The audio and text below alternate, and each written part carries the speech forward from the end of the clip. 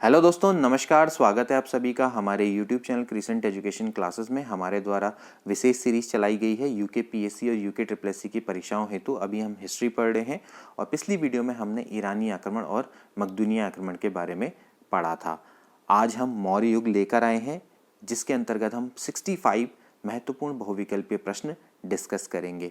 मौर्य युग एक important topic है प्राचीन भारतीय इतिहास के अंतर्गत, तो इससे काफ़ी प्रश्न आते हैं, चाहे यूके पीएससी की परीक्षा हो चाहे यूके ट्रिपल एससी की परीक्षा हो। इसलिए इस टॉपिक को ध्यानपूर्वक देखिएगा। मैराथन क्लास होगी ये, ध्यानपूर्वक धैर्यपूर्वक इस पूरी वीडियो को देखिएगा। हमने थोड़ा सा अपनी स्ट्रैटेजी में भी चेंज किया है।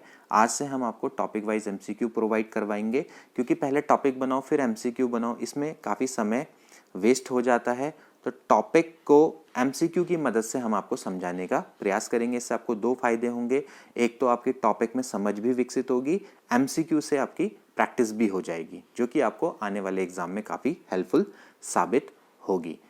ठीक है, और 2 या 3 महीने में उम्मीद है कि काफ़ी एग्जाम हो जाएंगे, तो एट द सेम टाइम हमें सिलेबस को भी कवर करना है, तो इससे हमारा सिलेबस भी बहुत जल्दी जल्दी कवर हो जाएगा। तो चलिए वीडियो को शुरू करते हैं। तो फ्रेंड्स, आज हम पढ़ेंगे मौर्य युग के बारे में। मौर्य युग को स्टार्ट करने से पहले मैं आपको थोड़ा सा ब्रीफ इंट्रोडक्शन दे देता हूं, ताकि आपको एमसीक्यू सॉल्व करने में थोड़ा आसानी हो जाए। देखिए दोस्तों, हमने पिछली वीडियो में पढ़ा था कि किस तरह से सिकंदर ने पश्चिमोत्तर भारत पर आक्रमण जब किया था, तो उस समय पर पश्चिमोत्तर भारत में 28 स्वतंत्र छोटे छोटे राज्य हुआ करते थे। मैं बात कर रहा हूँ पंजाब और सिंध एरिया की। ठीक है, तो ये कुछ राज्य इनमें से गणतंत्र थे, कुछ में राजतंत्र चलता था, यानी कुछ जगह पे लोकतंत्र था, कहीं पर राजतंत्र था। तो ऐसे 28 ही क्योंकि छोटे छोटे राज्य थे, तो सिकंदर ने इन छोटे छोटे राज्यों की सत्ता को नष्ट कर दिया। ठीक है, क्योंकि उसको भी आसानी हुई, ये एकजुट नहीं थे। और कालांतर में इसका फायदा कहीं ना कहीं चंद्रगुप्त मौर्य या फिर मौर्य सम्राटों को मिला अपने मौर्य साम्राज्य को विकसित करने में। ठीक है, तो बात करते हैं चंद्रगुप्त मौर्य की। सबसे पहले हम बात करते हैं चंद्रगुप्त मौर्य की।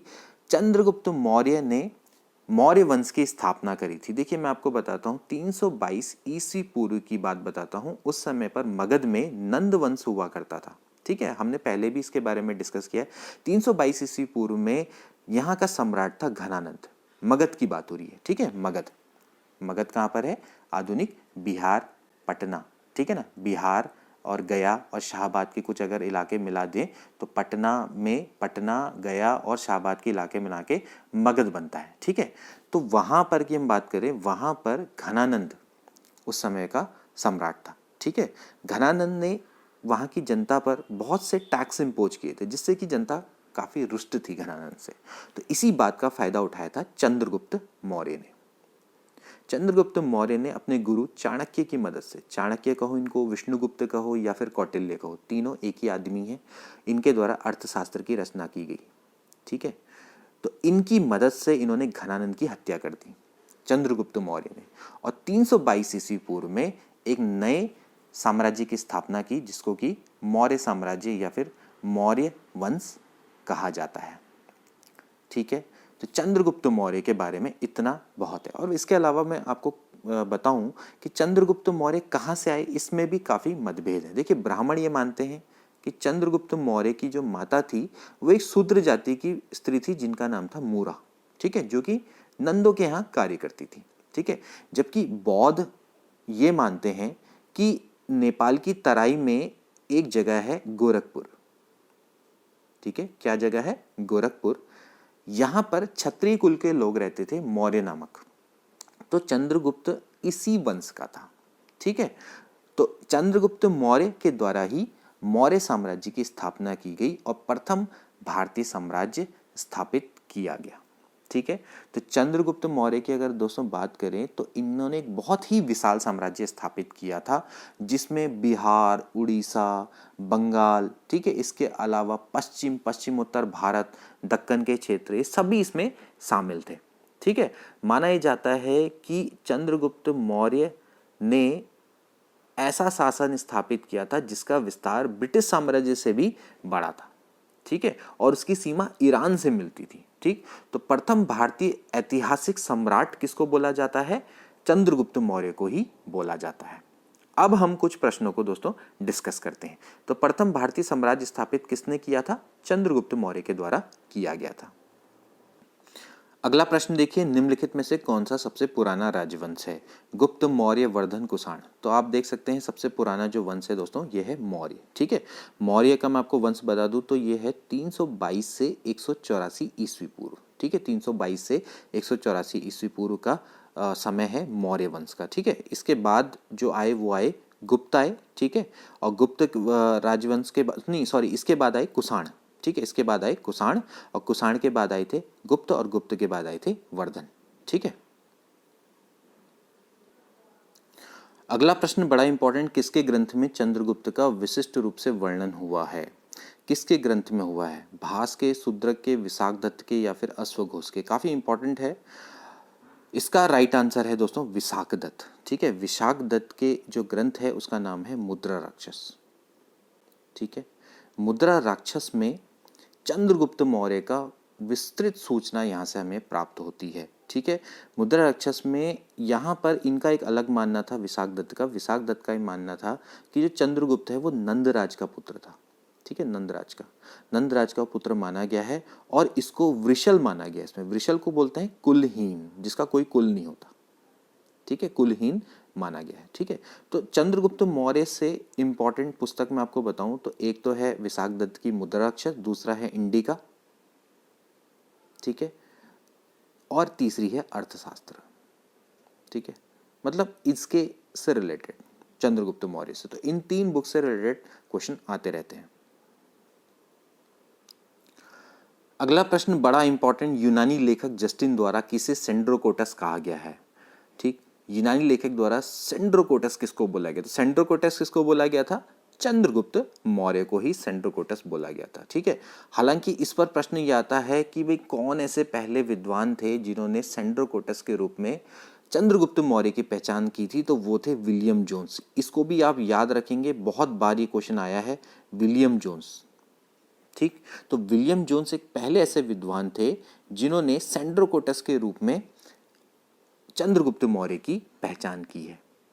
ठीक है, जबकि एरियन है एक लेखक और इसके अलावा है प्लूटार्क, ये इन्होंने इसकी पहचान एंड्रोकोटस के रूप में की। एंड्रोकोटस, सेंड्रोकोटस की जगह पे क्या हो जाएगा? एंड्रोकोटस हो जाएगा। ठीक है, और इसके अलावा जस्टिन है, यूनानी लेखक जस्टिन, उनके द्वारा भी चंद्रगुप्त मौर्य को सेंड्रोकोटस बोला गया है। तो इस पर बेस्ड क्वेश्चन भी आ सकते हैं। ठीक है,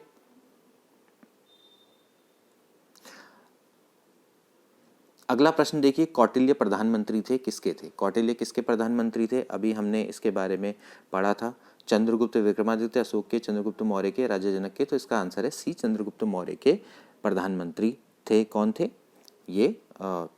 चाणक्य। ठीक है, या कौटिल्य। ठीक, तो कौटिल्य आपको पता है इसको विष्णुगुप्त के नाम से भी जाना जाता है, चाणक्य के नाम से भी जाना जाता है। ठीक है, तो जब चंद्रगुप्त मौर्य उस समय पर सम्राट बने तो इन्होंने कौटिल्य को प्रधानमंत्री और प्रधान पुरोहित के पद पर आसीन किया था। ठीक है, तो इन्होंने क्या किया है? अर्थशास्त्र नामक प्रसिद्ध ग्रंथ की रचना की है। ठीक है, तो ये भारत में राज शासन के ऊपर एक प्राचीनतम रचना है।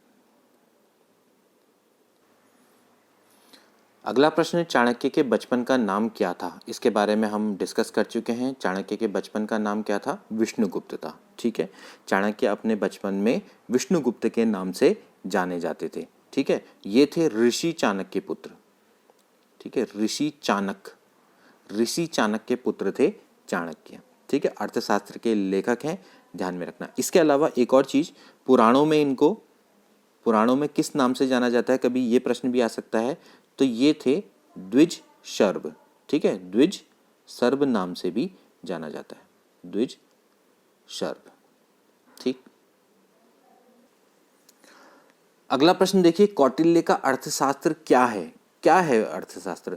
चंद्रगुप्त मौर्य से संबंध में नाटक है, आत्मकथा है, चंद्रगुप्त मौर्य का इतिहास है, या फिर शासन के सिद्धांतों की पुस्तक है? तो ये क्या है दोस्तों? शासन के सिद्धांतों की पुस्तक है। जो कौटिल्य है, कौटिल्य के द्वारा मौर्य काल में अर्थशास्त्र की रचना की गई थी। तो शासन के सिद्धांतों की पुस्तक है।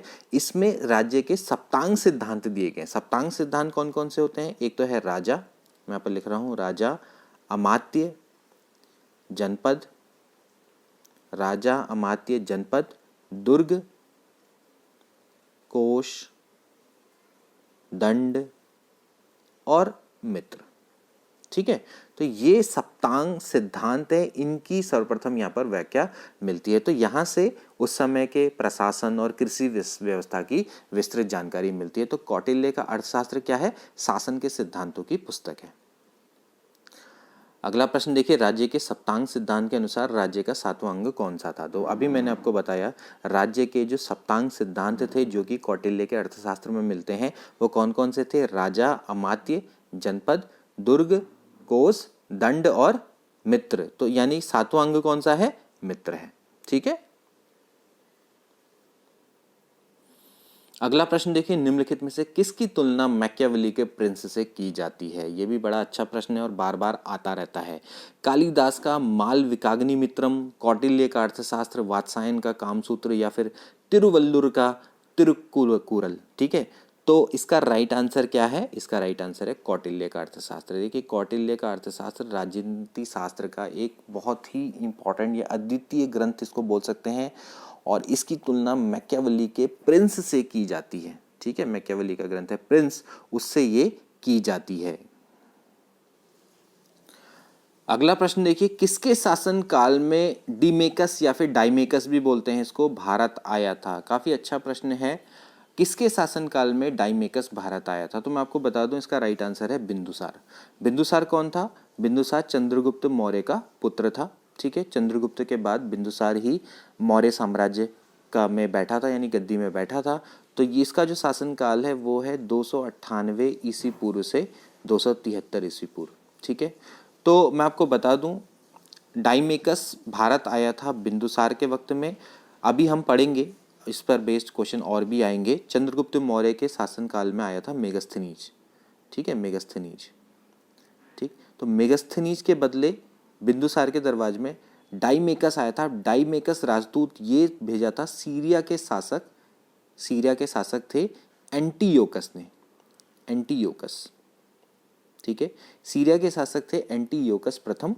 इनके द्वारा डाइमेकस को बिंदुसार के राजदरबार में राजदूत के रूप में भेजा गया था। ठीक है, बिंदुसार कौन था? आजीवक संप्रदाय को मानता था। ठीक है, जबकि चंद्रगुप्त मौर्य जैन साम्राज्य को मानता था। ठीक है, मतलब सॉरी, जैन धर्म को मानता था। ठीक है, इसके दरबार में, बिंदुसार के दरबार में पिंगलवास नामक एक भविष्यवक्ता भी था जो कि आजीवक संप्रदाय से संबंधित था। ठीक है, अब बिंदुसार की मैं बात करूं तो इनको अमित्रघात नाम से भी जाना जाता है या अमित्रक्रेटस के नाम से भी जाना जाता है। यूनानी इनको अमित्रक्रेटस बोलते हैं और संस्कृत में इसको क्या बोलते हैं? अमित्रघात, जिसका अर्थ होता है शत्रुओं का नाश करने वाला। ठीक है, इसके अलावा बिंदुसार से अभी हमने बात करी सीरिया नरेश एंटीयोकस की, तो बिंदुसार ने मैत्रीपूर्ण पत्र व्यवहार में सीरिया के शासक से यानी एंटीयोकस से 3 वस्तुओं की डिमांड की थी। वो थी एक मीठी मदिरा।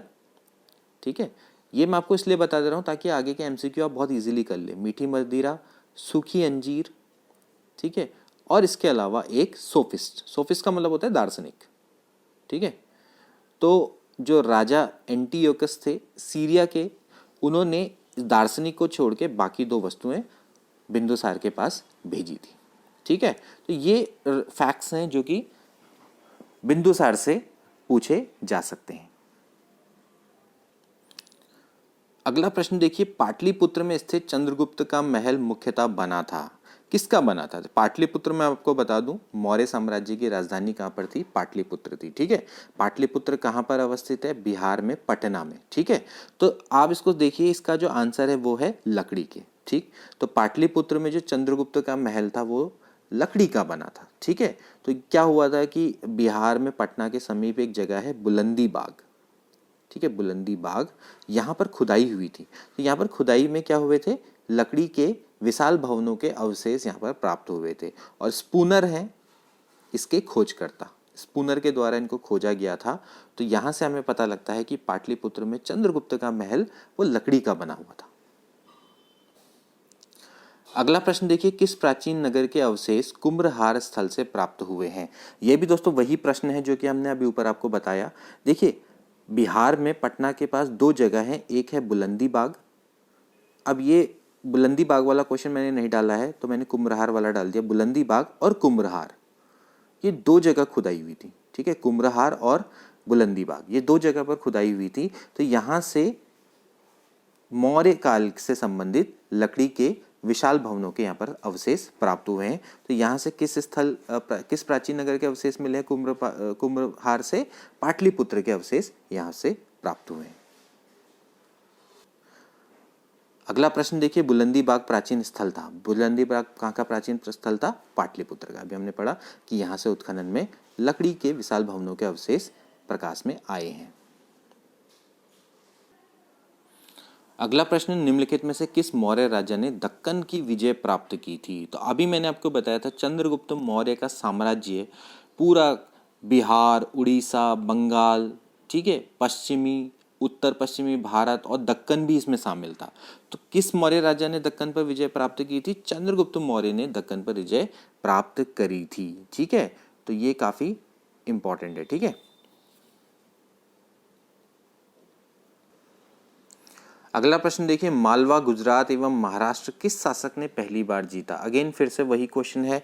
मालवा, गुजरात और महाराष्ट्र किसके द्वारा जीते गए थे? चंद्रगुप्त मौर्य के द्वारा जीते गए थे। रुद्रदामन का अभिलेख है, जूनागढ़ अभिलेख, वहां से साक्ष्य मिलते हैं कि पश्चिमी भारत पर चंद्रगुप्त मौर्य का अधिकार था। इसके अलावा जैन धर्म से पता लगता है, जैन ग्रंथों से हमें पता लगता है कि सौराष्ट्र के एरिया में अवंती पर चंद्रगुप्त मौर्य का अधिकार था, ठीक है। और मैंने आपको पहले बता दिया कि जब उसकी मृत्यु हुई थी तो इसकी मृत्यु के समय पर इसका राज्य का विस्तार हिंदुकुश पर्वत से लेकर दक्षिण में कर्नाटक तक और पूर्व में मगध से लेके पश्चिम में सौराष्ट्र तक, सौराष्ट्र यानी गुजरात का जो एरिया है वहां तक ये फैला हुआ था इसका एरिया। तो यहाँ पर गुजरात, मालवा, महाराष्ट्र इसके अंतर्गत आ जाते हैं। अगला प्रश्न देखिए, अभिलेख जिससे प्रमाणित होता है कि चंद्रगुप्त का प्रभाव पश्चिम भारत पर था, तो कौन सा अभिलेख है? अभी मैंने आपको बताया रुद्रदामन का जूनागढ़ शिलालेख है। इससे पता लगता है कि जो चंद्रगुप्त मौर्य है उसका प्रभाव पश्चिम भारत पर था। तो यहाँ पर जो अभिलेख है वो 150 ईस्वी में मिला है, ठीक है, मतलब 150 ईस्वी का है वो। और रुद्रदामन के जूनागढ़ अभिलेख में ही सौराष्ट्र प्रदेश में चंद्रगुप्त के उस समय पर प्रांतीय राज्यपाल थे पुष्यगुप्त, ठीक है, पुष्यगुप्त। तो पुष्यगुप्त के द्वारा सिंचाई के बांध के निर्माण का वहां पर उल्लेख मिलता है, ठीक है। और अभी हमने हाल में आपको ARO लेखा परीक्षा का जब पेपर करवाया था तो उसमें भी वहां पर आया था कि भाई सुदर्शन झील का निर्माण किसके द्वारा करवाया गया था? तो सुदर्शन झील का निर्माण चंद्रगुप्त मौर्य के राज्यपाल, प्रांतीय राज्यपाल कौन थे? पुष्यगुप्त के द्वारा करवाया गया था। और इसका उल्लेख कहाँ पर मिलता है? ये मिलता है रुद्रदामन का जूनागढ़ अभिलेख। तो इस पर बेस्ड क्वेश्चन भी आया था, ठीक। तो जिससे इस अभिलेख से सिद्ध हो जाता है कि पश्चिम भारत में मौर्य साम्राज्य के अंतर्गत वो शामिल था। चंद्रगुप्त मौर्य के राज्यपाल थे प्रांतीय राज्यपाल पुष्यगुप्त, इनके द्वारा यहाँ पर सिंचाई के बांध का निर्माण उल्लेख मिलता है, सुदर्शन झील के निर्माण का उल्लेख मिलता है। अगला प्रश्न देखिए, सेल्यूकस जिसको अलेक्जेंडर द्वारा सिंध एवं अफगानिस्तान का प्रशासक नियुक्त किया गया था को किस भारतीय राज्य ने हराया था? भारतीय राजा ने हराया होगा, ठीक है, राजा होगा, राज्य नहीं। भारतीय राजा ने हराया था। काफी अच्छा प्रश्न है। समुद्रगुप्त, अशोक, बिंदुसार, चंद्रगुप्त? तो इसका राइट आंसर है चंद्रगुप्त मौर्य ने ही सेल्यूकस को हराया था, ठीक है। चंद्रगुप्त ने ही पश्चिमोत्तर भारत को सेल्यूकस की गुलामी से मुक्त करवाया था। बाद में दोनों शासकों ने समझौता किया था जिसमें सेल्यूकस ने चंद्रगुप्त से 500 हाथी लिए थे, 500 हाथी लिए और उसे अफगानिस्तान, बलूचिस्तान और सिंध के पश्चिम क्षेत्र दे दिए थे, ठीक है। इसके अलावा सेल्यूकस ने अपनी पुत्री हेलेना का विवाह भी चंद्रगुप्त मौर्य के साथ किया था और इसका उल्लेख मिलता है हमें एप्पियानस में, ठीक है, एप्पियानस में, ठीक है, एप्पियानस में इसका उल्लेख मिलता है, ठीक है। तो ये काफी इंपॉर्टेंट है। सेल्यूकस को जिसको कि अलेक्जेंडर को इसकी बात हो रही है, सिकंदर की बात हो रही है, ठीक है, इनके द्वारा सिंध और अफगानिस्तान का प्रशासक नियुक्त किया गया था, उसको हराया था चंद्रगुप्त मौर्य ने। और ये हराया था, मैं आपको बता दूं, 305 ईस्वी पूर्व में। अगला प्रश्न, किसने सहिष्णुता, उदारता और करुणा के त्रिविध आधार पर राजधर्म की स्थापना की थी? काफी अच्छा प्रश्न है। तो किसने स्थापित करी थी? अशोक, अकबर, रणजीत सिंह, शिवाजी। तो इसका राइट आंसर है अशोक। ठीक है, अशोक की हम बात करें तो ये मौर्य शासकों में सबसे महान शासक हुआ है। इसका काल मैं आपको बता दूं 273 ईस्वी पूर्व से 232 ईस्वी पूर्व कहलाता है। ठीक है, हालांकि बौद्ध परंपरा के अनुसार वो आरंभिक जीवन में बहुत ज़्यादा क्रूर था। इसने अपने 99 भाइयों की हत्या की थी राजगद्दी को हथियाने के लिए। ठीक है, हालांकि इसको कई लोग किंवदंती मानते हैं ना, कि मतलब ये एक खाली झूठी कथा है। ठीक है, तो ये बहुत इम्पोर्टेंट है अशोक। ठीक, अशोक ने ही दोस्तों सहिष्णुता, उदारता और करुणा के त्रिविध आधार पर राजधर्म की स्थापना की थी। ठीक है, इन्होंने धम्म की स्थापना की थी, धम्म। ठीक है, धम्म का प्रतिपादन किया था, जिसका पालन आसानी से सब करे। तो अशोक का जो धम्म की हम बात करें तो ये सदाचार का धर्म था। ठीक है, इसमें नैतिक नियम थे जिसका कोई संप्रदाय विशेष से संबंध नहीं था। ठीक है ना, और ये सिर्फ मानवता के कल्याण के लिए घोषित किए गए थे नियम। ठीक, तो इसमें सहिष्णुता, उदारता और करुणा, तो इसके ये क्या थे? त्रिविध आयाम थे। अगला प्रश्न देखिए, निम्न में से कौन सा क्षेत्र अशोक के साम्राज्य में सम्मिलित नहीं था? आपको बताना है कि अशोक के साम्राज्य में क्या सम्मिलित नहीं था। अफगानिस्तान, बिहार, श्रीलंका या फिर कलिंग। ठीक, तो इसका राइट आंसर है कलिंग। ठीक, श्रीलंका में अशोक का साम्राज्य स्थित नहीं था। जो अशोक का द्वितीय शिलालेख है उससे स्पष्ट होता है कि भारत में अशोक का अधिकार कहाँ कहाँ नहीं था। देखिए कहाँ कहाँ नहीं था, चोल, पांड्य, ठीक है, केरलपुत्र और ताम्रपर्णी। ताम्रपर्णी क्या था? श्रीलंका। ठीक, तो इन जगहों को छोड़कर सर्वत्र हर जगह पर उसका राज था। ठीक, तो ये आपको क्लियर हो जाना चाहिए कि भाई चोल, पांड्य, केरलपुत्र, ताम्रपर्णी उस समय पे श्रीलंका था। ठीक है, सत्यपुत्र, तो यहाँ पर इसका अधिकार नहीं था, बाकी इसको छोड़कर सब जगह उसका अधिकार था। अगला प्रश्न देखिए, अशोक के निम्नलिखित अभिलेखों में से किस में दक्षिण भारतीय राज्यों का उल्लेख हुआ है? तो अभी मैंने आपको बताया था कौन से अभिलेख में हुआ है, द्वितीय अभिलेख में इनका उल्लेख हुआ है। द्वितीय मुख्य शिलालेख वैसे कह सकते हैं। अब अशोक के अभिलेखों को 3 वर्गों में विभाजित किया गया है। पहला तो है मुख्य शिलालेख, दूसरे आते हैं स्तंभ लेख, तीसरे आते हैं गुहा लेख। ठीक है, तो जो अशोक के द्वितीय वृहत शिलालेख था उसमें चोल, पांड्य, केरलपुत्र, न ताम्रपर्णी, इन सभी दक्षिण भारतीय राज्यों का उल्लेख मिला है। ठीक है, मतलब ताम्रपर्णी तो श्रीलंका हो गया, तो वैसे देखा जाए तो चोल, पांड्य, सत्यपुत्र, केरलपुत्र, ये आपके दक्षिण भारतीय राज्यों का यहाँ पर उल्लेख हुआ है। अगला प्रश्न, भारत का प्रथम अस्पताल एवं औषधि बाग निर्माण करवाया था? किसने करवाया था? अशोक ने, चंद्रगुप्त मौर्य ने, भगवान महावीर ने या फिर धन्वंतरी ने? इसका राइट आंसर है अशोक के द्वारा। ठीक है भाई, अशोक इसलिए तो प्रसिद्ध हुआ था ना कि खाली उसने अपने मतलब धम्म के अलावा जो लोक कल्याण के उससे कार्य किए थे उसके लिए वो प्रसिद्ध हुआ था ना, क्योंकि उसका उदारता का दृष्टिकोण था संपूर्ण मानव जगत के प्रति ना, पशु पक्षियों के साथ भी वो उदारतापूर्ण दृष्टिकोण रखता था ना। तो उसने लोकहित के लिए क्या किया था, कई धर्मशालाएं बनवाई थी, कुएं खुदवाए थे ना, छायादार वृक्ष लगवाए थे ना, और इसके अलावा उन्होंने क्या किया था, मनुष्यों और पशुओं के लिए उपयोगी औषधियों का इंतजाम किया था, प्रमुख अस्पताल बनाए थे, बाग निर्माण किए थे, औषधि बागों का निर्माण किया था। तो इसीलिए ही जो अशोक है इसको इतना महान सम्राट माना जाता है। अगला प्रश्न देखिए, अशोक ने बौद्ध होते हुए भी हिंदू धर्म में आस्था नहीं छोड़ी, इसका क्या प्रमाण है? तीर्थ यात्रा, मोक्ष में विश्वास, देव नाम प्रिय की उपाधि या फिर पशु चिकित्सालय? भाई बौद्ध होते हुए भी देखिए अशोक ने बौद्ध धर्म अपना लिया था कलिंग युद्ध के बाद। ठीक है, कलिंग युद्ध में जब भारी रक्तपात उसने देखा, कलिंग युद्ध में हुआ क्या था कि 1 लाख से अधिक लोग मारे गए थे। ठीक है, और 1.5 लाख से अधिक लोग क्या बनाए गए थे, बंदी बनाए गए थे। तो इसके बाद जो अशोक थे, इनका हृदय परिवर्तन हो गया था और इन्होंने बौद्ध धर्म को अपना लिया था। ठीक है, तो उसके बाद ये कहा जाता है कि फिर भी इन्होंने बौद्ध धर्म को अपनाने के बाद हिंदू धर्म में आस्था नहीं छोड़ी। क्यों नहीं छोड़ी, क्या से, किस चीज़ से ये सिद्ध होता है दोस्तों? ये इस चीज़ से सिद्ध होता है देवनाम प्रिय की उपाधि। ठीक है, तो देवनाम प्रिय की उपाधि या फिर इसको देवाना प्रियदसी भी बुलाता है। क्या बुलाते हैं? देवाना प्रियदसी। देवाना प्रियदसी। तो देवाना प्रियदसी का मतलब ये होता है कि जो देवताओं का प्रिय होता है, ठीक है, या फिर देखने में सुंदर है, तो वो हिंदू धर्म की आस्था में उसके संकेत मिलते हैं। तो ये देवनाम प्रिय की उपाधि है, इससे साफ पता लगता है कि उसकी फिर भी हिंदू धर्म में आस्था थी। अगला प्रश्न, अशोक के शासनकाल में बौद्ध सभा किस नगर में आयोजित की गई थी? इसके बारे में हम पहले भी पढ़ चुके हैं। अशोक के शासनकाल में ही तृतीय बौद्ध संगीति आयोजित की गई थी और ये कहाँ आयोजित की गई थी? पाटलिपुत्र में ये आयोजित की गई थी। ठीक है, मैं आपको बता दूं 250 ईस्वी पूर्व में उस समय के शासक थे अशोक और अध्यक्ष थे मोगलीपुत्र तिस।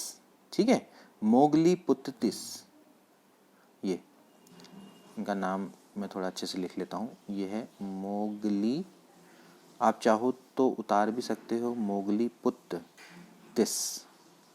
ये बौद्ध भिक्षुक थे।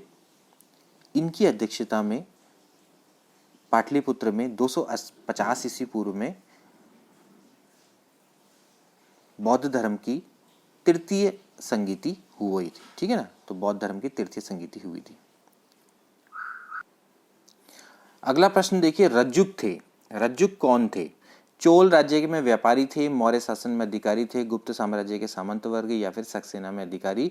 रज्जुक उस समय पे मौर्य शासन के अधिकारी हुआ करते थे। अशोक के अभिलेखों में रज्जुक नाम के अधिकारी का उल्लेख मिला है। इन्होंने अपने चौथे स्तंभ लेख में इनका वर्णन किया गया है। ठीक है, इनका वर्णन किया है। उस समय के जो रज्जुक थे दोस्तों, आधुनिक जिलाधिकारी मान लीजिए आप। ठीक है, आधुनिक जैसे जिलाधिकारी होते हैं ना, तो भाई जिलाधिकारी की भांति इनको मान लीजिए। ठीक है, तो इनका दोस्तों, इनको पूरे अधिकार प्राप्त थे, चाहे वो राजस्व के हों चाहे वो न्याय हैं, दोनों क्षेत्रों में इनको अधिकार प्राप्त थे। और चौथे स्तंभ लेख में अशोक के द्वारा इन पर काफ़ी विश्वास भी प्रकट किया गया था। ठीक है, इन्होंने कहा भी है कि मैंने ग्रामीण जनता के सुख के लिए रज्जुकों की नियुक्ति कर दी है। ठीक है, तो यानी कि जो ये आधुनिक जो जिलाधिकारी थे, इनके हाथ में जिले का पूरी पावर थी। ठीक है, तो जैसे जिले का अधिकारी होता है जिलाधिकारी, तो उस समय पर जिले का अधिकारी रज्जुक हुआ करते थे।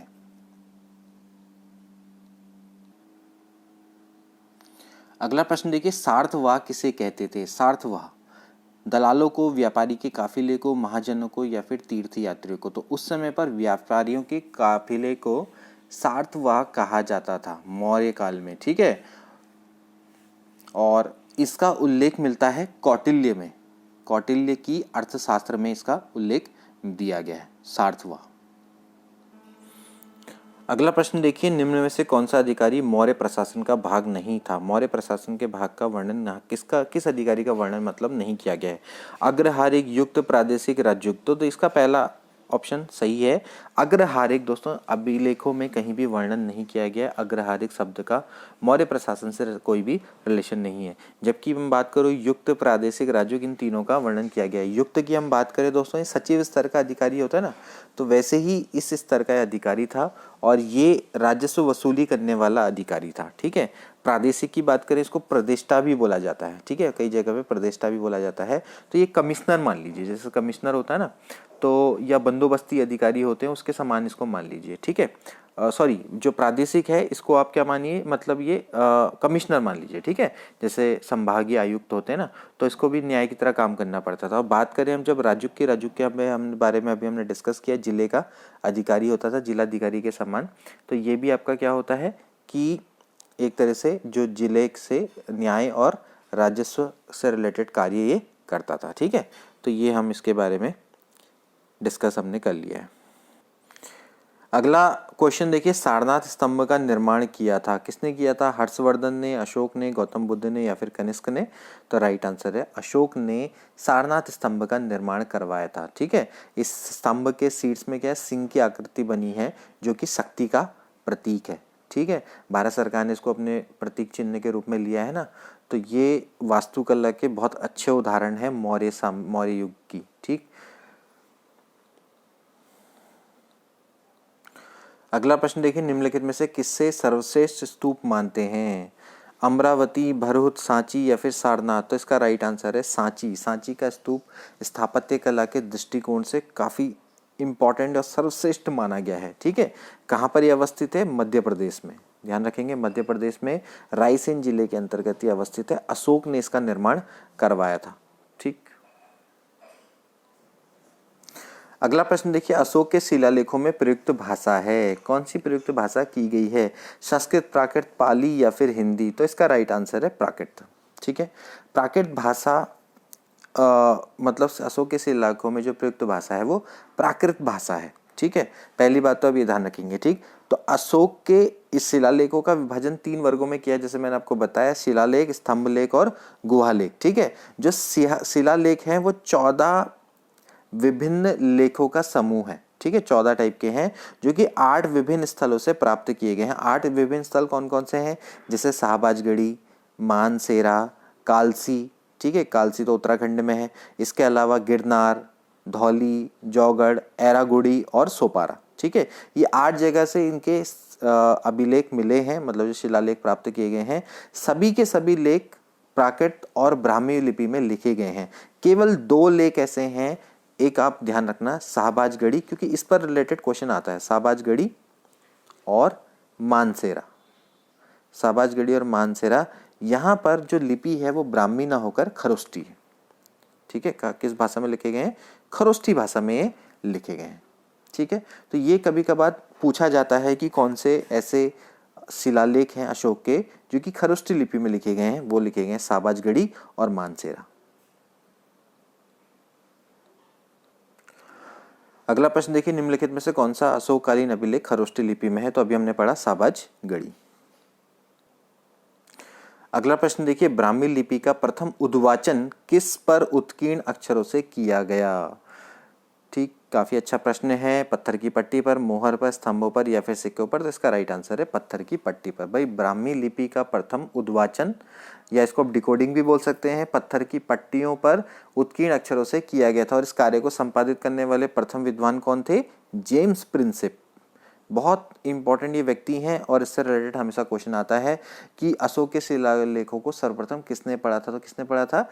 James Prinsep. ब्राह्मी लिपि को सर्वप्रथम किसने पढ़ा? जेम्स प्रिंसेप से। ठीक है ना, अशोक के शिलालेखों को पढ़ने वाला प्रथम अंग्रेज कौन था? जेम्स प्रिंसेप था। तो बहुत प्रश्न आते हैं इनसे रिलेटेड। ठीक है, तो अशोक के राजा देशों का पहले विकुटन करने वाला कौन था? जेम्स प्रिंसेप था। ठीक, तो जेम्स प्रिंसेप से रिलेटेड हमेशा प्रश्न आता है।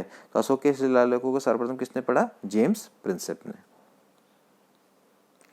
अगला प्रश्न देखिए, वह स्थान जहां प्राक अशोक ब्राह्मी लिपि का पता चलता है। प्राक अशोक ब्राह्मी लिपि का कहां से पता लगता है? ये पता लगता है अनुराधापुर से। ठीक है, श्रीलंका में अनुराधापुर एक जगह है, यहां से प्राक अशोक ब्राह्मी लिपि का पता चलता है। अगला प्रश्न देखिए, प्राचीन भारत में निम्नलिखित में से कौन सी लिपि दाईं से बाईं ओर लिखी जाती थी? इसके बारे में हम पहले भी डिस्कस कर चुके हैं। ब्राह्मी, नंद नागरी, शारदा, खरोष्टी। तो क्या इसका राइट आंसर है? खरोष्टी। ठीक है, जब ईरानियों ने आक्रमण किया था तो अपने संग एक विशिष्ट लिपि लेकर आए थे, इसका नाम था खरोष्टी। बिल्कुल अरबी की तरह लिखी जाती है, दाएं से बाईं की ओर को लिखे जाती है। ठीक है, तो इसमें कई विद्वान है, जैसे मैसन है, प्रिंसेप है, जेम्स प्रिंसेप, कनिंगम, इन सभी विद्वानों को इसको पढ़ने का श्रेय जाता है। तो मुख्यतः उत्तर पश्चिम भारत की लिपि थी। तो उत्तर पश्चिम भारत में उस समय पर कौन आए थे? ईरानी आए थे ना, तो ईरानी अपने संग ये लिपि लेकर आए थे। अगला प्रश्न देखिए, अशोक का अपने शिलालेखों में साम्यता जिस नाम से उल्लेख हुआ है, अभी हमने बताया है आपको, ज्यादातर इसका नाम किस से हुआ है? प्रियदर्शी से उल्लेख हुआ है, या फिर देवानप्रिय या देवानप्रियदर्शी। ठीक है ना, तो यानी कि देवताओं का प्रिय, देखने में सुंदर। ठीक है, तो इस तरह की उपाधियों से संबोधित किया गया है। ठीक है, पुराणों में हालांकि उसको अशोक वर्धन से पुकारा गया है। ठीक है, अशोक वर्धन पुराणों में। अगला प्रश्न, निम्नलिखित व्यक्तित्व में कौन सा वक्तव्य अशोक के प्रस्तर स्तंभों के बारे में गलत है? ठीक है, तो आपको बताना है कि कौन से वक्तव्य इसमें से गलत हैं। इन पर बढ़िया पॉलिश है, बिल्कुल सही है। खंड है, बिल्कुल सही है। स्तंभों का शाफ्ट सुंडाकार है, ये भी सही है। स्तंभों का जो शाफ्ट है वो सुंडाकार है। और ये स्थापत्य संरचना के भाग हैं, ये गलत हैं। ये स्थापत्य संरचना के भाग नहीं हैं, ये पृथक रचनाएं हैं। ठीक, तो इस तरह से देखा जाए तो ए बी सी तो करेक्ट है, डी वाला गलत है, तो डी वाला ऑप्शन बिल्कुल सही है। अगला प्रश्न देखिए, काफी अच्छा प्रश्न है। निम्नलिखित में से किस अभिलेख में अशोक के व्यक्तिगत नाम का उल्लेख मिलता है? आपके सामने मैं 4 अभिलेख लिख रहा हूं, इनको आप याद रखिएगा। मास्की, गुजरा, अगला आता है नेत्तूर, ठीक है, और उडेगोलम या उदगोलम भी बोलते हैं इसको कई जगह पे, उदयगोलम।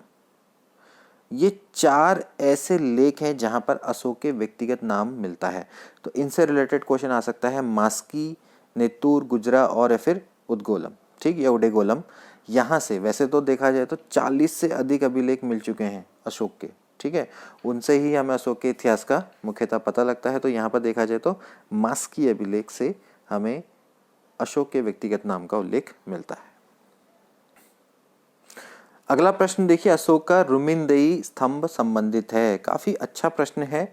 अशोक के जन्म से, बुद्ध के ज्ञान प्राप्ति से, बुद्ध के ज्ञान उपदेश से या फिर बुद्ध के शरीर त्याग से? तो इसका राइट आंसर है बुद्ध के जन्म से ये संबंधित है। इसमें दोस्तों पता चलता है कि जब अशोक है वो अपने राज्य अभिषेक के 20वें वर्ष में लुम्बिनी की यात्रा में गया था, ठीक है, लुम्बिनी। अब लुम्बिनी कौन सी जगह है? यहाँ पर बुद्ध की जन्मभूमि है, ठीक है। तो लुम्बिनी जब ये गया था तो यहाँ पर इसने एक शिला स्तंभ स्थापित किया था, ठीक है। और क्योंकि ये बुद्ध की जन्मभूमि है तो यहाँ से इसने धार्मिक कर को माफ कर दिया था। यहाँ पर ये पहले धार्मिक कर देते थे यहाँ के ग्रामीण लोग, तो धार्मिक कर को माफ किया। इसके अलावा जो भू राजस्व वो 1/6 से घटाकर 1/8 कर दिया, ठीक है। तो 1/6 से घटाकर 1/8 कर दिया था उस समय पर। अगला प्रश्न देखिए, गुजरा लघु शिलालेख जिसमें अशोक के नाम का उल्लेख किया गया है वह कहाँ अवस्थित है? तो मैंने अभी आपको बताया था कि गुजरा शिलालेख में अशोक के नाम का उल्लेख किया गया है, मास्की में किया गया है, नित्तूर में किया गया है, इसके अलावा उदगोलम यानी उडेगोलम में इसका उल्लेख किया गया है। तो इसका राइट आंसर है, ये है मध्य प्रदेश के दतिया जिले में अवस्थित, ठीक है। तो गुजरा लघु शिलालेख ये मध्य प्रदेश के दतिया जिले में अवस्थित है। अगला प्रश्न, केवल वह स्तंभ जिसमें अशोक ने स्वयं को मगध का सम्राट बताया है, ऐसा कौन सा स्तंभ है जिसमें अशोक ने स्वयं को मगध का सम्राट बताया है? काफी अच्छा प्रश्न है। मास्की का लघु स्तंभ, रुमिनदेई स्तंभ, क्वीन स्तंभ या फिर भाब्रू स्तंभ? तो इसका राइट आंसर है भाब्रू स्तंभ। भाब्रू स्तंभ में इसने अशोक ने अपने आप को मगध का सम्राट बताया है। अगला प्रश्न बड़ा इंपॉर्टेंट, काफी बार रिपीट हुआ है। कलिंग युद्ध की विजय तथा क्षति का वर्णन अशोक के किस शिलालेख में है? देखिए दोस्तों, मैं जो भी ये प्रश्न आपको करवा रहा हूँ ये बहुत बार रिपीट हो चुके हैं अलग अलग स्टाइल में। तो मैंने उन सभी स्टाइल में से सिर्फ एक स्टाइल चुनी है। मतलब आप ये समझ लीजिए कि ये 65 नहीं है, ये 65 को गुणा 4 कर दीजिए, उतने प्रश्न हैं, ठीक है। मतलब बहुत सारे प्रश्न हैं, अलग अलग स्टाइल में आए हुए, लेकिन मैंने कोशिश करी है कि प्रश्न इस बार रिपीट ना हो और सारे प्रश्नों का निचोड़ एक ही प्रश्न में आपको मिल जाए। तो बहुत सारे प्रश्न हैं, जैसे देखा जाए तो मौर्य युग से कितने प्रश्न बन सकते हैं, लेकिन 65 ये सभी इंपॉर्टेंट प्रश्न हैं, पूर्व परीक्षा में आए हुए हैं, अलग अलग तरीके से आते रहते हैं। तो देखिए, कलिंग युद्ध का जो वर्णन है वो मिलता है शिलालेख 13वें में। 13वें शिलालेख के अंतर्गत ही मिलता है कलिंग युद्ध का वर्णन। जब इनका राज्याभिषेक हुआ था तो उसके 8वें वर्ष में यानी कि 261 ईस्वी पूर्व में अशोक ने कलिंग पर आक्रमण किया था और उसको जीत भी लिया था। और मैंने आपको बताया था इसमें 1 लाख से अधिक लोग मारे गए थे, इसके अलावा 1.5 लाख बंदी बनाए गए थे। तो इससे इतने भारी इसमें नरसंहार से, रक्तपात से अशोक का हृदय परिवर्तन हो गया था और इसके बाद अशोक ने बौद्ध धर्म को अपना लिया था। अगला प्रश्न देखिए, अशोक का प्रमुख शिलालेख संगम राज्य के विषय में बताते हैं। अभी हमने पढ़ा था कि दूसरा जो शिलालेख है वहां पर दक्षिण राज्यों के बारे में पता लगता है। इसके अलावा 13वें शिलालेख में भी इसका वर्णन है। ठीक है, तो देखा जाए तो सी वाला ऑप्शन इसका करेक्ट है कि दूसरा और 13वां। तो दूसरा और 13वां शिलालेख में संगम राज्यों का वर्णन है, जैसे इसमें चोल, पांड्य, सतीय पुत्र, केरल पुत्र, ठीक है, इसके अलावा ताम्रपर्णी श्रीलंका की सूचना इसमें मिलती है। अगला प्रश्न देखिए, निम्नलिखित में से किस दक्षिणी राज्य का उल्लेख अशोक के शिलालेख में नहीं है? किस अभिलेख में नहीं है? अभी मैंने आपको बताया चोल है, पांड्य है, सतीय पुत्र है, केरल पुत्र है। ठीक है, लेकिन सातवाहन नहीं है, सातवाहन की जानकारी नहीं मिलती। इसके अलावा ताम्रपर्णी, ताम्रपर्णी तो श्रीलंका हो गया। ठीक है, अगला प्रश्न, निम्नलिखित में से अशोक के किस अभिलेख में पारंपरिक अवसरों पर पशु बलि पर रोक लगाई गई है? 1, 5, 9 या फिर 11? तो इसका आंसर है शिलालेख 1 में। शिलालेख 1 में ही पशु बलि निषेध के बारे में वर्णन मिलता है। अगर स्तंभ लेख 5 की बात करें, इसमें भी पशु बलि का वर्णन, मतलब उसके निषेध का वर्णन है, लेकिन वो ऐसा नहीं है कि भाई पारंपरिक अवसर पर। ठीक, मतलब उसमें यह है कि 5वें स्तंभ लेख में अशोक द्वारा ये बताया गया है, जब उसका 26 साल हो गए थे, मतलब उसका राज्याभिषेक को 26 साल हो गए थे, तो विभिन्न प्रकार के प्राणियों के वध को वर्जित ठहराया गया है। लेकिन यहाँ पर क्या है कि किस अभिलेख में? पारंपरिक अवसर पर पशु बलि। तो पारंपरिक अवसर का जब मतलब समझ रहे ना कि भाई कोई अवसर हो रहा है तो उसके दौरान पर पशु की बलि चढ़ाई जाती है, तो आप उस समय पर पशु की बलि नहीं कर सकते किसी पारंपरिक अवसर पर। ये प्रथम अभिलेख में लिखा गया है। ठीक है, यह उल्लेख है इसका। अगला प्रश्न देखिए, टालमी फिलाडेल्फिस जिसके साथ अशोक के राजनयिक संबंध थे, कहाँ का शासक था? काफी अच्छा प्रश्न है दोस्तों, ये मिस्र का शासक था। ठीक है, देखिए जो अशोक का 13वां शिलालेख है, इसमें अशोक के 5 यवन राजाओं के संग संबंध थे, राजनयिक मैत्रीपूर्ण संबंध थे। इसका उल्लेख मिलता है, उन 5 राजा में से एक थे टालमी फिलाडेल्फिस। ठीक है, इनके द्वारा डायनोसिसियस,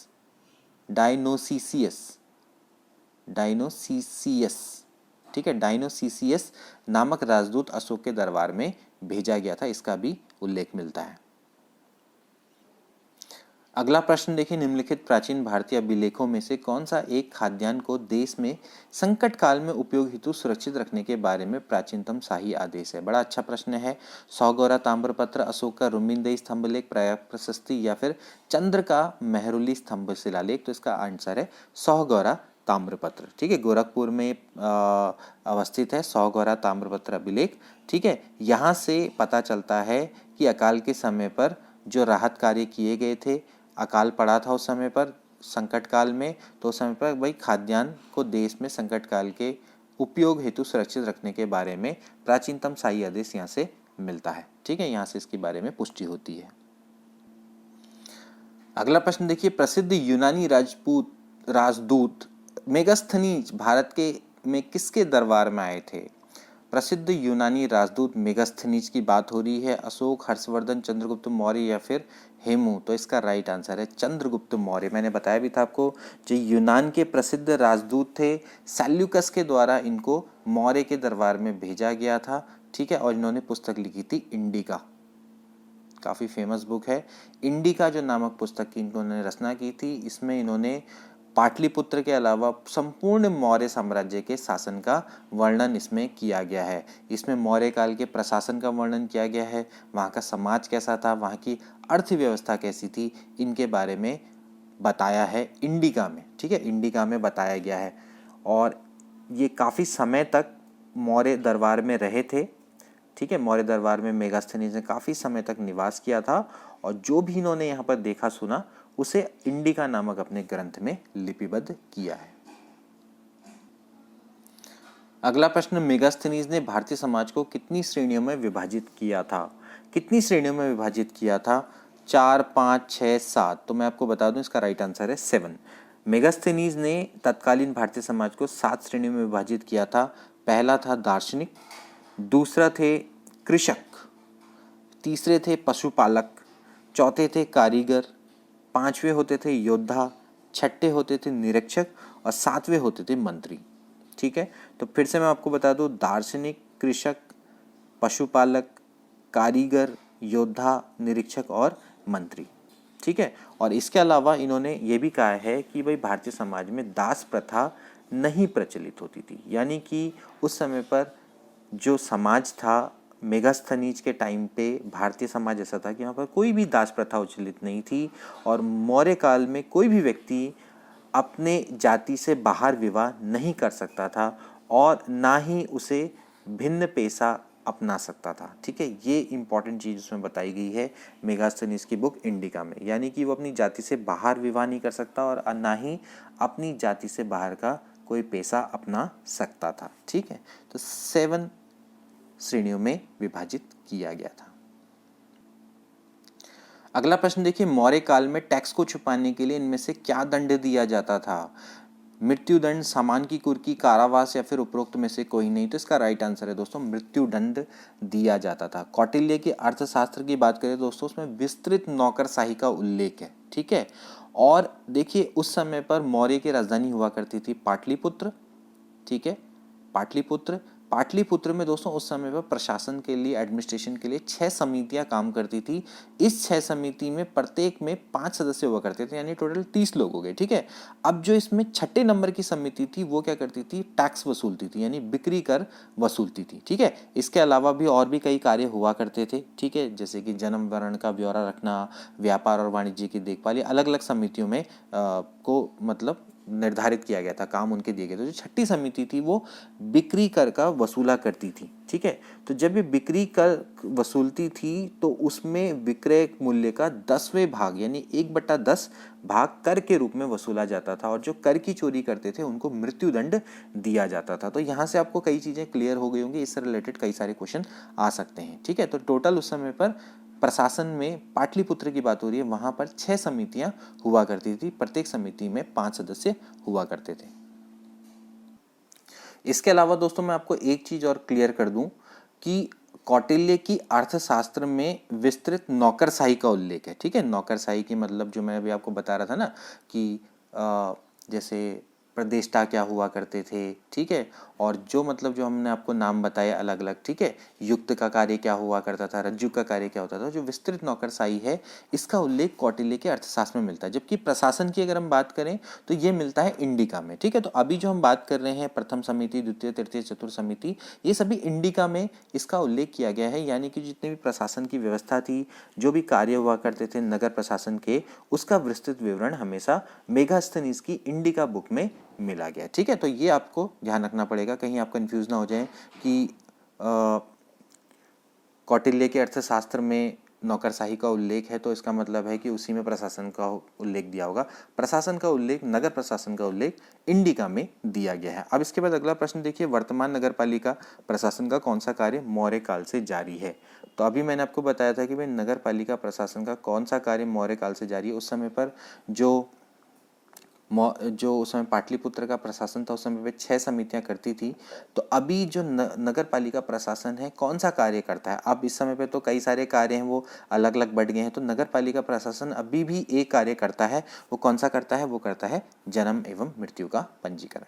ठीक है ना, तो जन्म मृत्यु का पंजीकरण उस समय पर तृतीय समिति किया करती थी, तृतीय समिति। ठीक है, उस समय पर तो वर्तमान नगरपालिका प्रशासन मतलब उस समय की जो नगरपालिका प्रशासन था उसमें तो सारे काम थे उनके पास। ठीक है, टैक्स वसूलना, वस्तुओं के विक्रय का निरीक्षण करना, जन्म मरण का ब्यौरा रखना, विदेशियों की आवाजाही पर निगरानी रखना, सारे तरह के कार्य होते थे। लेकिन अब वो कार्य धीरे धीरे अब बढ़ गए हैं। तो अब नगरपालिका प्रशासन में एक कार्य रह गया मौर्य के समय का, वो रह गया जन्म एवं मृत्यु का पंजीकरण। ठीक है, तो ये भी काफी अच्छा प्रश्न है और ये आ सकता है। ठीक है, तो वर्तमान नगरपालिका प्रशासन में जन्म एवं मृत्यु के पंजीकरण का कार्य है, उस समय पर तृतीय समिति इस काम संभाला करती थी। अगला प्रश्न देखिए, भाग एवं बलि थे, क्या थे भाग एवं बलि? सैनिक विभाग, राजस्व के स्रोत, धार्मिक अनुष्ठान या फिर प्रशासकीय विभाग? तो इसका राइट आंसर है राजस्व के स्रोत। भाग और बलि प्राचीन भारत में राजस्व के स्रोत हुआ करते थे। अर्थशास्त्र में पता लगता है भाग और बलि के बारे में। ठीक है, राजा को भूमि का मालिक माना जाता था और भूमि में कुछ अगर उत्पादन होगा तो उस के एक भाग का अधिकारी, जैसे मान लेते हैं 1/10 भाग है या 1/6, जितना भी उस समय पर कर था तो 1/6 था तो 1/6। ठीक है, तो उस भाग का अधिकारी राजा हुआ करता था। तो एक तरह से क्या है, राजस्व के स्रोत थे। इसी तरह से बलि को भी राजस्व का स्रोत मान सकते हैं। ठीक है, अगला प्रश्न देखिए, काफी अच्छा प्रश्न है। मौर्य काल में भूमि कर जो कि राज्य की आय का प्रमुख स्रोत था, किस अधिकारी द्वारा एकत्रित किया जाता था? ये भी काफी अच्छा प्रश्न है और इन सब के आपको दोस्तों याद रखना पड़ेगा। सबसे पहले हम बात करते हैं, चलो इसका राइट आंसर मैं आपको बताता हूँ। इसका राइट आंसर है सीताध्यक्ष। ठीक है, सीताध्यक्ष क्या होता था? कृषि भूमि का अध्यक्ष हुआ करता था और इसी के द्वारा भूमि कर वसूलने का कार्य किया जाता था। मैं आपको बता दूं, अग्रनोमाई क्या होता था? अग्रनोमाई का जो कार्य होता था वो जिले के अधिकारी की तरह होता था। ठीक है, जिले के अधिकारी को कहा जाता था। जबकि शुल्काध्यक्ष क्या करता था? विभिन्न प्रकार के व्यापार कर लगाता था। ठीक है, व्यापार करों को या व्यावसायिक कर आप बोल सकते हैं, व्यवसाय और व्यापार कर ये वसूलता था। जबकि अकराध्यक्ष या फिर इसको अकाराध्यक्ष भी बोला जाता है, अकाराध्यक्ष का जो काम होता था वो खानों का नियंत्रण करता था, मतलब खानों का नियंत्रण। ठीक है, या खानों का अध्यक्ष भी बोल सकते हैं इसे। तो ये काफी इंपॉर्टेंट अधिकारी हैं, इनके बारे में आपको एज इट इज याद करना पड़ेगा। अगला प्रश्न देखिए, मौर्य काल में सीता से क्या तात्पर्य है? अभी हमने पढ़ा सीता अध्यक्ष के बारे में, तो ये क्या थी? राजकीय भूमि से प्राप्त आय थी। ठीक है, मैंने पहले बोला मौर्य काल में जो राजकीय भूमि की व्यवस्था थी उसको क्या बोलते थे? सीता अध्यक्ष के द्वारा वो होती थी। ठीक है ना, जो राजकीय भूमि से जो कर वसूला जाता था वो सीता अध्यक्ष के द्वारा वसूला जाता था। ठीक है, और इससे प्राप्त होने वाली जो आय होती थी उसको सीता कहा जाता था। ठीक, तो राजकीय भूमि से प्राप्त आय को सीता बोलते थे। अगला प्रश्न देखिए, मौर्य मंत्री परिषद में निम्नलिखित में से कौन सा राजस्व इकट्ठा करने से संबंधित था? ठीक है दोस्तों, मैं आपको बता दूं, उस समय पर मौर्य काल में सबसे उच्च स्तर के अधिकारी हुआ करते थे। इनको महामात्य बोला जाता था और ये उस समय पे 18 अधिकारी हुआ करते थे। ठीक है, अब 18 के नाम याद करना तो मुश्किल है, लेकिन फिर भी आप कुछ को समझ सकते हैं, उनके बारे में कुछ याद कर सकते हैं। ठीक है, तो पहले अगर हम बात करें समाहर्ता की, तो यही वो अधिकारी था जो राजस्व विभाग का सर्वोच्च अधिकारी हुआ करता था।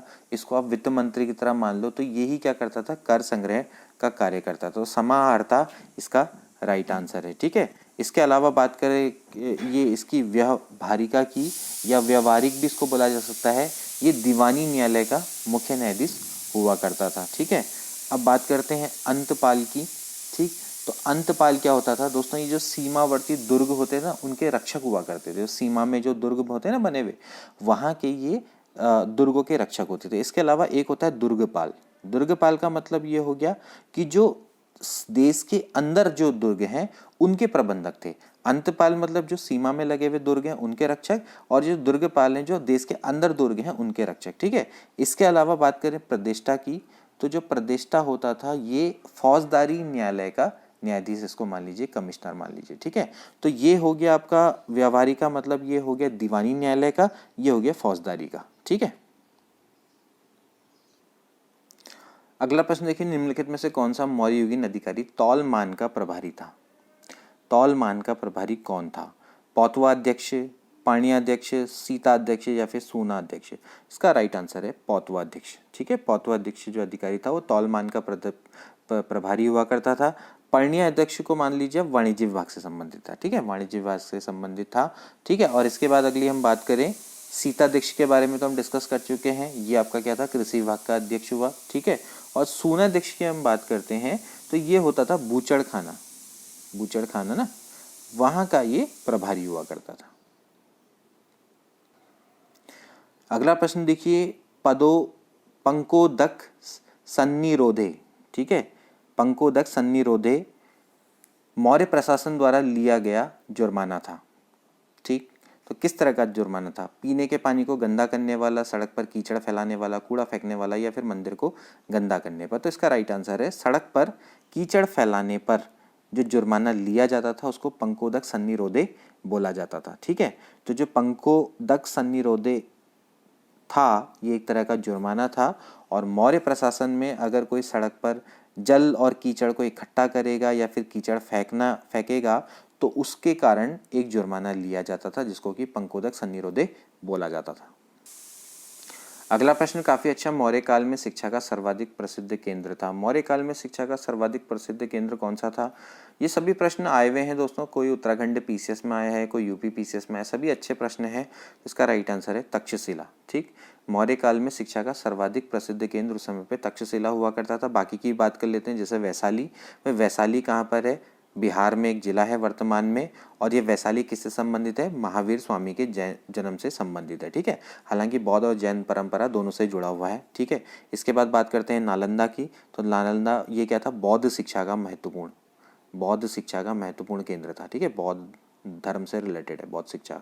ठीक, तो इसका महत्वपूर्ण केंद्र था। यहाँ पर जो बौद्ध विहार की स्थापना है वो गुप्त काल में की गई थी। अभी हम आगे पढ़ेंगे गुप्त काल के बारे में, यही करवाई थी। ठीक है, नालंदा की खुदाइयों से भी पता लगता है कि यहाँ पर बड़े बड़े विहार यहाँ पर मिले हैं। ठीक है, इसके बाद अगला है तक्षशिला। उसके बारे में तो हमने पढ़ लिया भाई, तक्षशिला क्या था, उस समय पर बौद्ध शिक्षा का प्रमुख केंद्र था, और मौर्य काल में हिंदू और बौद्ध शिक्षा का ये प्रमुख केंद्र था। ठीक है, यहाँ पर विश्व भर से लोग पढ़ने आते थे। वर्तमान में कहाँ पर ये, इस्लामाबाद पाकिस्तान में अवस्थित है। ठीक है, इसके बाद बात करेंगे उज्जैन दोस्तों, अभी हम आगे पढ़ेंगे चंद्रगुप्त विक्रमादित्य के बारे में। ठीक है, तो उसकी पारंपरिक राजधानी थी उज्जैन। तो तक्षशिला मौर्य काल में शिक्षा का सर्वाधिक प्रसिद्ध केंद्र था। अगला प्रश्न देखिए, गांव के शासन को स्वायत्त शासी पंचायतों के माध्यम से संचालित करने की व्यवस्था का सूत्रपात किसने किया। ऑफ कोर्स किसने किया होगा, मौर्यों ने, क्योंकि हम मौर्य वंश पढ़ रहे हैं तो इसका राइट आंसर है मौर्य वंश। हालांकि एग्जाम में आ जाए तो समझ में नहीं आता है, तो फिलहाल इसका आंसर कितना है, मौर्य वंश है। ठीक है भाई, मौर्य वंश के समय पर ही ग्राम सभा या ग्राम से संबंधित किसी भी मुद्दे पर निर्णय लेने के लिए स्वतंत्र हुआ करती थी। तो उस समय पर ग्राम सभा को कोई भी अगर गांव से संबंधित कोई मुद्दा आ गया तो उसका निर्णय लेने के लिए वो स्वतंत्र थी। तो मतलब क्या थी, स्वायत्त शासी थी। ठीक है, तो गांव के शासन को स्वायत्त शासी पंचायतों के माध्यम से संचालित करने की व्यवस्था का सूत्रपात किया गया था मौर्य के द्वारा। अगला प्रश्न देखिए, प्राचीन भारत के निम्नलिखित ग्रंथ में से किसमें पति द्वारा परित्यक्त पत्नी के लिए विवाह विच्छेद की अनुमति दी गई थी। ठीक है, अब ये भी काफ़ी अच्छा प्रश्न है। इसका राइट आंसर मैं आपको बता दूं, अर्थशास्त्र। ठीक है, कौटिल्य का अर्थशास्त्र है, उसमें बताया गया है कि पति द्वारा परित्यक्त पत्नी है उसके लिए विवाह विच्छेद की अनुमति दी गई थी। इसका मतलब है मौर्यकालीन समाज में तलाक की प्रथा चलती थी। ठीक है, अगर पति बहुत समय से विदेश में रह रहा है या फिर उसमें कोई शारीरिक दोष है तो पत्नी उसका त्याग कर सकती थी। ठीक है, इसी तरह से अगर पत्नी है वो व्यभिचारिणी है या फिर बंध्या है, तो ऐसी अगर कोई स्थिति है उस दशा में पति भी उसका त्याग कर सकता था। अगला प्रश्न देखिए, अंतिम मौर्य सम्राट था। अंतिम मौर्य सम्राट कौन था, जालोर, अवंतीवर्मा, नंदीवर्धन या फिर वृहद्रथ। तो इसका राइट आंसर है वृहद्रथ दोस्तों, अंतिम मौर्य शासक था। ठीक है, इसकी हत्या इसके सेनापति, प्रधान सेनापति पुष्यमित्र शुंग इनके द्वारा की गई, और फिर शुंग वंश की स्थापना की गई थी 184 ईस्वी पूर्व में। ठीक है, तो वृहद्रथ अंतिम मौर्य सम्राट था। पहले 3 मौर्य सम्राट के बारे में तो हम अच्छे से जानते हैं। पहला कौन था, चंद्रगुप्त मौर्य, फिर उसके बाद उसका बेटा बिंदुसार, बिंदुसार के बाद अशोक, लेकिन अशोक के बाद के हैं फिर 10 सम्राट और हैं, तो यानी कुल 13 सम्राट हुए हैं। 13 मतलब हुए हैं उत्तराधिकारी, तो 13वां नंबर का जो था वो कौन था, वृहद्रथ था। ठीक है, अशोक के बाद 10 हैं टोटल मिला के, तो उनके बारे में सबके बारे में पढ़ने की आवश्यकता नहीं। 3 इंपॉर्टेंट हैं इसमें, जो शुरू के 3 हैं, और अंतिम था वृहद्रथ, और वृहद्रथ की हत्या उसके सेनापति के द्वारा की गई थी, पुष्यमित्र शुंग उनका नाम था। अगला प्रश्न देखिए, जल की आवश्यकताओं को ध्यान में रखते हुए जिस प्रथम शासक ने गिरनार क्षेत्र में झील का निर्माण कराया वह थे। तो हमने शुरू में क्वेश्चन को पढ़ा था, तो वो कौन थे दोस्तों, वो थे चंद्रगुप्त मौर्य। ठीक है भाई, जब सबसे स्टार्टिंग की बात हो रही है, वैसे तो गिरनार क्षेत्र में झील का निर्माण जिसकी बात हो रही है, सुदर्शन झील की बात हो रही है ये। ठीक है, तो वहां पर चंद्रगुप्त मौर्य और अशोक ने गिरनार क्षेत्र में जल संसाधन व्यवस्था की ओर को ध्यान दिया था, और इस क्षेत्र में सुदर्शन झील खुदवाई थी। ठीक है, वे चंद्रगुप्त मौर्य के उस समय पर कौन थे, पुष्यगुप्त। ठीक है, ये इनके प्रांतीय राज्यपाल थे, तो इन्होंने इस क्षेत्र में सुदर्शन झील का निर्माण किया था। ठीक है, उसके बाद अशोक ने भी इसमें काफ़ी नहरें निकाली थी, और उसके बाद शक राजा थे रुद्रदामन। ठीक है, रुद्रदामन जिनका हमने बात भी किया था जूनागढ़ अभिलेख की, तो इसमें भी इनके कार्यों का वर्णन है। और इसके अलावा ये जो जूनागढ़ के शासक थे रुद्रदामन, इन्होंने भी झील की मरम्मत करवाई थी। ठीक है, तो मतलब जो ये झील है इससे काफ़ी लोग जुड़े हुए हैं, चंद्रगुप्त मौर्य जुड़े हुए हैं, अशोक जुड़े हुए हैं, रुद्रदामन जुड़े हुए हैं। ठीक है। लेकिन सबसे पहले अगर हम बात करेंगे तो सबसे पहले किसने करवाया? चंद्रगुप्त मौर्य ने करवाया था शुरू काम, मतलब इस झील का निर्माण करवाया था। अगला प्रश्न देखिए, किस अभिलेख में चंद्रगुप्त और अशोक दोनों का उल्लेख किया गया? अभी हमने दोस्तों ऊपर पढ़ा कि जब रुद्रदामन का जूनागढ़ अभिलेख है वहां पर अशोक के नाम का भी उल्लेख है और चंद्रगुप्त मौर्य के नाम का भी उल्लेख है, जहां पर पता लगता है कि इन्होंने एक झील का निर्माण करवाया था। ठीक है, सुदर्शन झील खुदवाई थी चंद्रगुप्त मौर्य ने और अशोक ने उसमें से कई नहरें निकलवाई थी बाद में। ठीक, तो यानी कि बी वाला ऑप्शन इसका करेक्ट है, रुद्रदामन का जूनागढ़ अभिलेख। अगला प्रश्न देखिए, निम्नलिखित अभिलेखों में से किसमें अशोक का अभिलेख भी पाया गया है? अशोक का अभिलेख भी पाया गया है, तो मैंने अभी आपको बताया है कि इन चार ऑप्शन में से रुद्रदामन का जूनागढ़ अभिलेख है। ठीक है, अशोक का अभिलेख रुद्रदामन के जूनागढ़ अभिलेख पर भी पाया गया है। ठीक है, रुद्रदामन की मैं आपको बात बताऊं तो दोस्तों, ये जो रुद्रदामन था पश्चिमी भारत में शकों का राजा था। ठीक है, शक, आगे जाके हम पढ़ेंगे शक के बारे में। तो शक का एक ये महान राजा था और जूनागढ़ कहाँ पर अवस्थित है दोस्तों? गुजरात में अवस्थित है। ठीक है, गिरनार जूनागढ़ एक ही जगह है और 150 ईस्वी में ये मतलब ये जो अभिलेख है ये खुदवाया होगा उस समय पर। ठीक है, तो यहाँ पर रुद्रदामन की विजयों, उसके व्यक्तित्व के बारे में, उसकी कृतियों के बारे में पता चलता है। ठीक है, अगला प्रश्न देखिए, बराबर पहाड़ी की गुफाओं के विषय में निम्न में से कौन सा एक सही नहीं है? आपको बताना है बराबर पहाड़ी की गुफाओं के बारे में। सबसे पहले बराबर पहाड़ी की में कुल 4 गुफाएं हैं, बिल्कुल सही है, वहां पर 4 गुफाएं हैं और ये दक्षिणी बिहार के गया जिले में स्थित है। तो यहाँ पर 4 गुफाएं हैं, इनमें से 3 गुफाओं की दीवार पर अशोक के अभिलेख उत्कीर्ण है, ये भी बिल्कुल सही है। यह अभिलेख गुफाओं को आजीविकाओं के समर्पित होने का उल्लेख मिलता है, बिल्कुल, क्योंकि इसमें अशोक के द्वारा जो आजीवक संप्रदाय के साधु थे उनको निवास के लिए इन गुफाओं में दान किया गया था। अशोक के द्वारा जो आजीवक संप्रदाय के लोग थे उनको निवास के लिए इन गुफाओं को दान किया गया था, इसका भी उल्लेख किया गया है। ठीक है, ठीक, तो ये बिल्कुल सही है। इसके बाद अगला देखिए, अगला ऑफकोर्स यानी कि जो अगला वाला है वो गलत होगा, यानी कि अभिलेख ईसा पूर्व 6ठी शताब्दी के हैं, ये बिल्कुल गलत है। अभिलेख ईसा पूर्व 6ठी शताब्दी के नहीं हो सकते क्योंकि ये मौर्य युग का समय है और मौर्य युग का समय कितना था? 322 से 185 ईस्वी पूर्व। तो 322 से 185 ईस्वी पूर्व कितना हुआ? तीसरी सदी ईसा पूर्व हुआ ना, तो तीसरी सदी ईसा पूर्व के हैं। ठीक है, अगला प्रश्न दोस्तों इस सेशन का आखिरी प्रश्न है, निम्नलिखित में से किसमें पुनर्विवाह वर्जित है?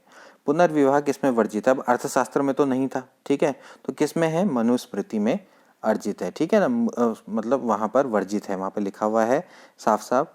इसमें बस एक चीज है, पुनर्विवाह वर्जित है लेकिन कंडीशनली। कहने का मतलब है एक पति है, अगर उसकी पत्नी मर गई है, यानी कि अगर वो विधुर है तो वो तो पुनर्विवाह कर सकता है, लेकिन विधवा पुनर्विवाह नहीं कर सकती। ठीक है, जिसका पति मर गया उसको क्या बोलते हैं? विधवा बोला जाता है ना। तो जिस स्त्री का पति मर गया हो वो पुनर्विवाह नहीं कर सकती, लेकिन जिसकी पत्नी मर गई हो वो पुनर्विवाह कर सकता है, ऐसा उल्लेख मनुस्मृति में किया गया है।